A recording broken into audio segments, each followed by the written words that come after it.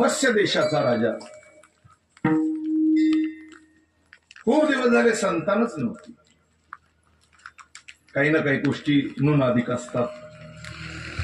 योग असा की त्याच्या ज्येष्ठ पत्नीला एक सुपुत्र झाला, चांगला पुत्र, मोठ्या प्रमाणात बारसं केलं.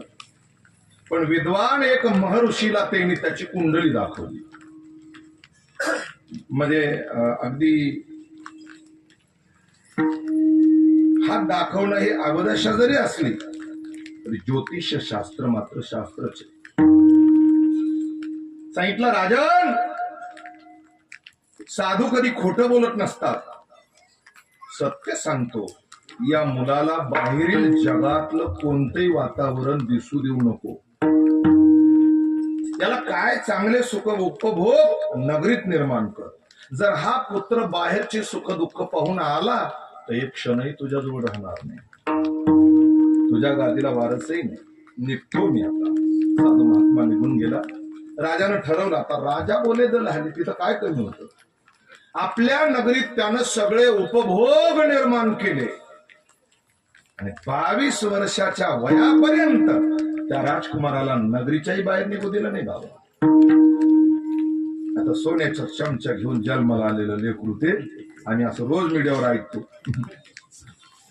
22 वर्षापर्यंत त्यानं नगरीच्या सीमेच्या नगरद्वाराच्या बाहेर कधी पाऊलच टाकला नाही टाकला. एक दिवस ते बागेत फिरत होतं आणि प्रधान बरोबर होते. त्यानं प्रश्न विचारला तर ते प्रौढ झालं होतं ना. त्याला कळत होतं सगळं. 22 वर्षाचं वय कशाला. त्यानं सांगितलं, प्रधानजी, आपल्या नगरीची जी सीमा आहे, नगरद्वार आणि ही तटबंदी आहे, तिथपर्यंत जग आहे का. जग शब्द मराठीत लिहायचा असला तर काना उकार मात्रा टिंब वेलांटी काही नाही. 2च शब्द आहेत. जग लिहायला जागा कमी लागती पण पाहायला 10-5 विषय नाही पुरायचे. म्हणून त्यांना प्रधानानं सांगितलं, अरे जग फार मोठं आहे राजकुमार. तुमच्या पित्याची आज्ञा आहे, तुम्हाला या नगरीच्या बाहेर. मग का आम्हाला हे सुख उपभोग म्हणजे जल सारखंच आहे ना. मला त्यांनी जेलमध्ये टाकल्यासारखं आहे, कारागृह. मला बाहेर बघायचंय. चला, माझी आज्ञा, मी युवराज आहे आणि भावी राजा होणार आहे. मग तुम्हाला माझ्याच हाताखाली काम करायचं. मी तुमची बढती करील, घेऊन चला मला. रथ तयार झाला. रथात बसले आणि रथात बसल्यावर बाहेर निघाल्यावर, आता थोडं आकर्षण ठेवा ऐकण्याचं. बाहेर निघाल्याच्या नंतर 5 किलोमीटर रथ गेला नगरीच्या बाहेर. राजाला खबर नाही.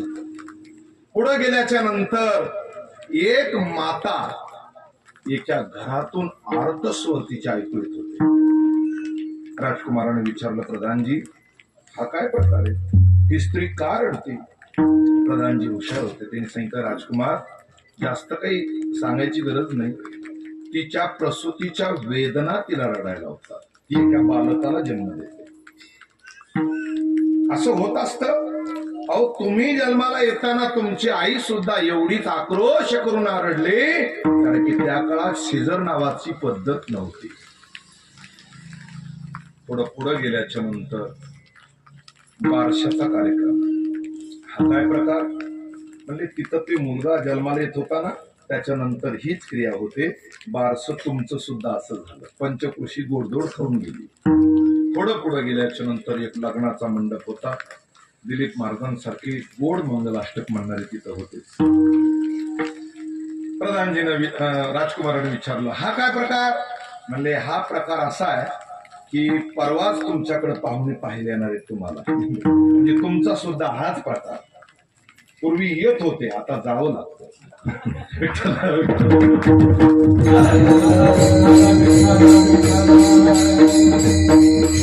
पूर्वी पोराचा बाप म्हणत होता, ते तैट बोलत होता. आता तैट बोलत नाही. ते मागच्या दारावाट जातं. सगळा खर्च मी करतो, आपण सांगू नको. योगासा तुमची सुद्धा विवाह होणार. थोडं पुढे गेल्याच्या नंतर एक पत्नी आणि एक त्या मुलगा त्या घरधण्याला घराच्या बाहेर धक्के देऊन काढीत होते. राजकुमाराने विचारलं, नारायण महाराज, हा काय प्रकार. म्हणले, आती बांध पुरून पुढं वटा त्याच्या पुढं गोटा, अतिक्रमण करून दुधात पाणी टाकून कापसात पाण्याचा शिक्का मारून तुरीमध्ये वाळूचे खडे मिसळून बैल बाजारात खोट्या शब्दा घेऊन आम्ही ज्याच्यासाठी कमवतो ना ते बघा असे गचंडीला धरून घराच्या बाहेर काढतात.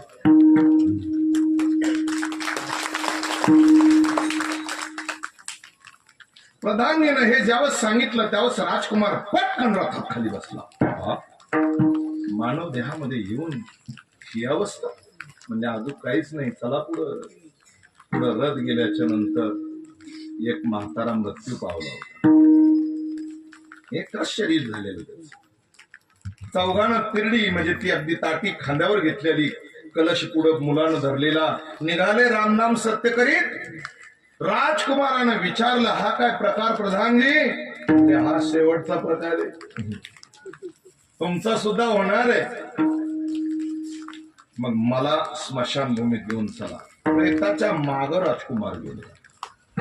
स्मशानभूमीत गेल्याच्या नंतर योग असा अति श्रीमंताची मौत तिथं आलेली. मी शब्द फार विचारपूर्वक वापरला.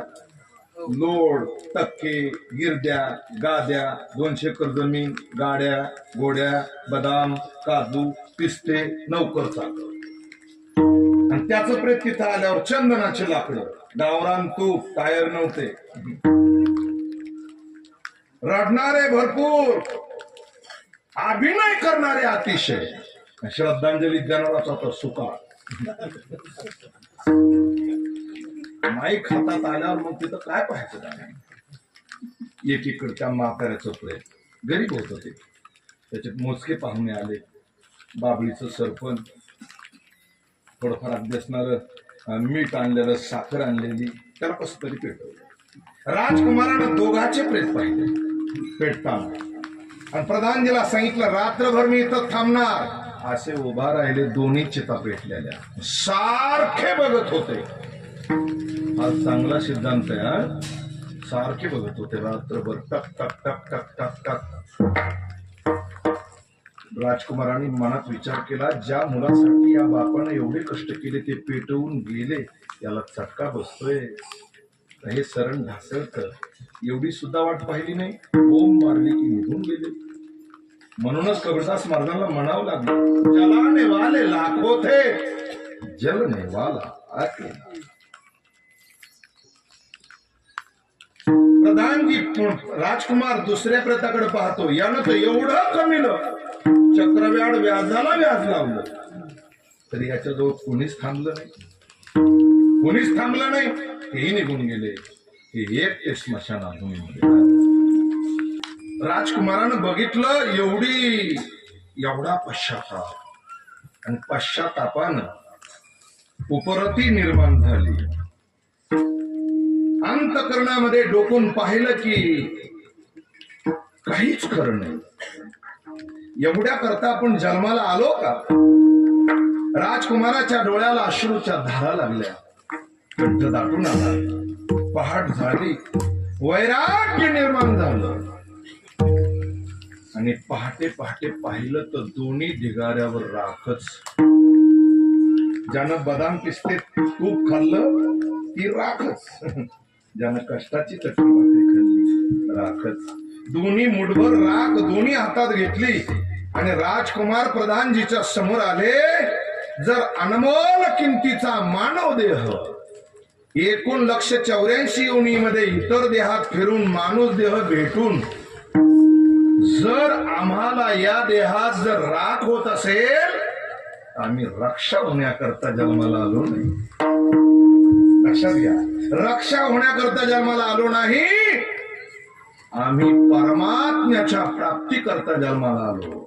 राजकुमारानं प्रधानजीला हात जोडले. प्रधानजी, मला माझ्या जीवनाचं मूल्य सगळं कळलं. नको मला ते राज्य, नको ते वैभव, नको ती राजगादी, नको ते उपभोग. आता मी हिमालयात चाललो, पुन्हा नगरीत येणार नाही. माझा निरोप माझ्या पित्याला सांगा, तुम्हाला पुत्र झाला नाही असं सांगा. आणि तो महात्मा पायी रथाचा त्याग केला, डायरेक्टली हिमालयात गेला, 40 वर्ष तपश्चर्या केली, जग प्रसिद्ध ज्यांचं नाव आहे, ज्यांना सिद्धार्थ गौतम मुनी असं म्हणतात. विठ्ठल